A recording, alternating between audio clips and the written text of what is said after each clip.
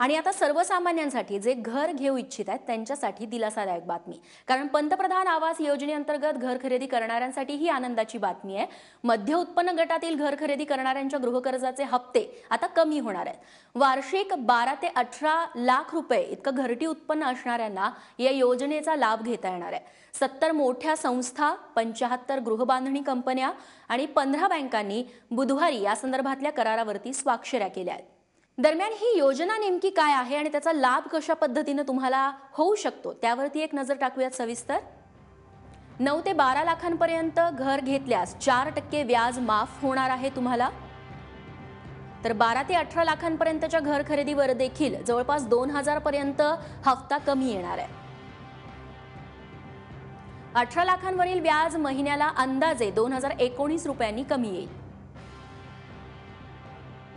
तर 9 लाखांवरील व्याज महिन्याला अंदाजे 2062 रुपयांनी कमी येईल. फक्त 1 जानेवारी नंतर कर्ज मंजूर झालेल्यांनाच हा लाभ मिळणार आहे.